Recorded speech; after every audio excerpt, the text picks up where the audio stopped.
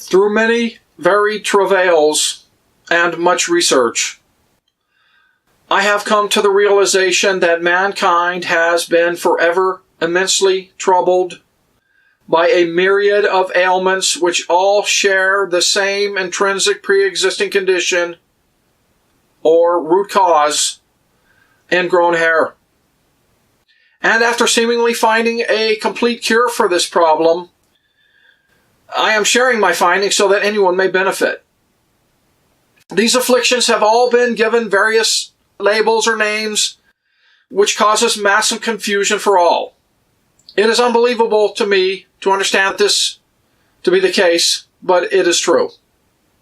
In my opinion, they should all be renamed for the real causal condition, ingrown hair, and also treated as such, and not remain named by some after effect like a microbe or whatever that comes later only because of the pre-existing illness. This information should revolutionize our current understanding of how to treat and ultimately cure many of these misnamed diseases.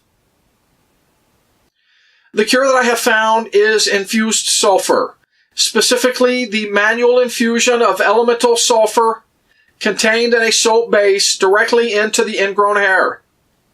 This is the only therapy that I have found so far to be effective in not only treating all of the symptoms, but also being able to eventually rid the body of this plight. I have been using a 10% sulfur soap as a sulfur rub and infusion, and after many years of testing, believe this is a pretty safe substance with which to treat this disorder. Granted, certain behaviors are followed by the recipient of the treatment, and that it's good sulfur soap. I believe that this should become common knowledge irregardless of one's current medical status. I think that much of the time, if not most of the time, macular degeneration also fits into this category. Is it always caused by ingrown hair? Well, I think that the jury is still out on that, but would not be surprised to find this to be the case. Please see my other videos for advice and tips on how to go about treating this and a whole slew of other complications that share this same root cause. I always welcome all advice or criticism of any of my videos, so don't hesitate to give your opinion. Also, as I am not a credentialed medical doctor, please be sure to seek alternative medical advice before using any suggestions or information contained herein.